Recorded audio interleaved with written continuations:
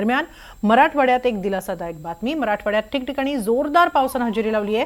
संभाजीनगर जिल्ह्यातही मान्सून पूर्व पाऊस दाखल झाला। त्यात संभाजीनगर शहरासह वाळूज, चिते, पिंपळगाव, बिडकींसह पैठण तालुक्यातही जोरदार पाऊस कोसळला। जोरदार वाऱ्यामुळे अनेक ठिकाणी घरावरील पत्रे आणि इतर साहित्य उडाल्याच्या घटना घडल्या आहेत। अचानक आलेल्या पावसामुळे नागरिकांची मोठी तारांबळ उडाली। रस्त्यांवर धावपळही सुरू झाली।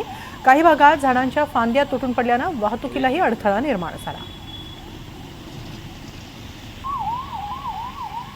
अनेक दिवसांपासून तापमानाचा पारा वाढत असताना आज अचानक छत्रपती संभाजीनगर शहरात पावसाचं आगमन झालं। त्यामुळे उकाड्यापासून हैराण नागरिकांना तात्पुरता का होईना दिलासा मिळालाय।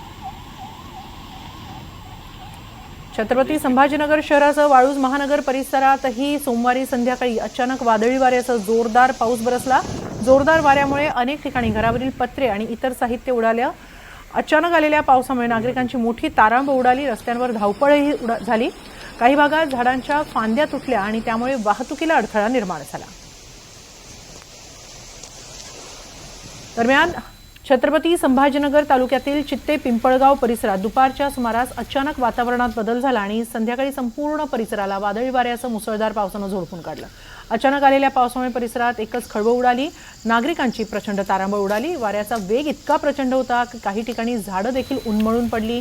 काही ठिकाणी घरावरचे पत्रे देखील उडून गेले। छत्रपती संभाजीनगरच्या चिंते, पिंपळगाव परिसरात जोरदार वाऱ्यामुळे आंब्याचं एक झाडही उन्मळून पडलं। एकूण छत्रपती संभाजीनगरमध्ये अनेक ठिकाणी जोरदार वारा सुरू झाला। काही ठिकाणी पाऊस देखील पडला।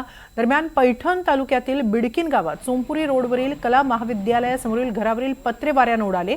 एक पत्रा विजेच्या तारांमध्ये अडकला। सुदैवाने यात कोणतीही जीवितहानी झाली नाही। महावितरणच्या अधिकाऱ्यांना याबाबत माहिती देण्यात आलेली आहे। छत्रपती संभाजीनगरमध्ये झालेल्या वादळी वाऱ्याचा फटका हा विमानतळालाही बसलेला आहे। विमानतळाच्या छताचा काही भाग कोसळला। जोरदार वादळी वाऱ्यामुळे विमानतळाच्या आतमधील छप्पर उखडलं गेलं। या घटनेत सुदैवाने मोठी जीवितहानी टळली आहे। छप्पर उडालं त्यावेळी कुठलंही विमान तिथं दाखल झालेलं नव्हतं, त्यामुळे दुर्घटना टळली आहे।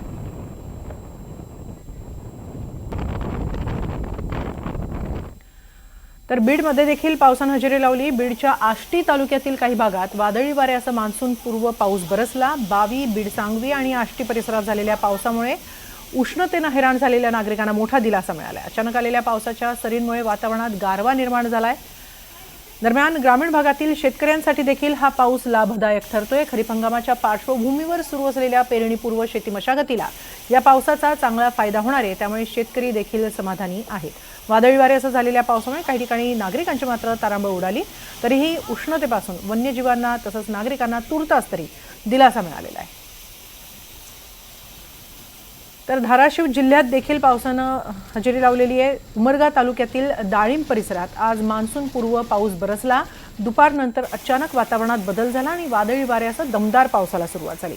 काही वेळातच पावसाचा जोर वाढल्यानं नागरिकांची एकच धावपळ उडाली। पावसामुळे उन्हाच्या तीव्रतेने त्रस्त झालेल्या नागरिकांना मात्र मोठा दिलासा मिळालेला आहे। परिसरात गारवाही निर्माण झालाय। तर शेतकरी वर्गासाठी देखील हा पाऊस समाधानकारक मानला जातोय। मात्र काही ठिकाणी जोरदार वाऱ्यामुळे नुकसान होण्याचीही भीती आहे।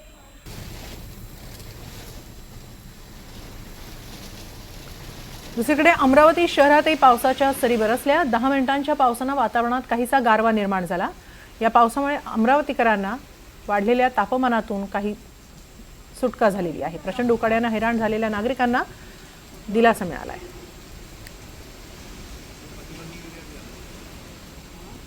दरम्यान विदर्भातील 5 जिल्ह्यांमध्ये तुरळक पावसाचा इशाराही देण्यात आलाय। पावसाचा येलो अलर्ट जारी करण्यात आलेला आहे।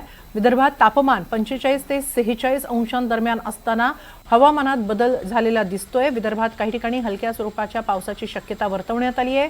तर काही भागात वादळी वाऱ्यासह विजांचा कडकडाट आणि मेघगर्जनेचीही शक्यता आहे।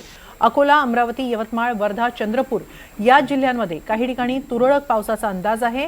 तर नागपूरमध्ये देखील अचानक ढगाळ वातावरण पाहायला मिळतंय।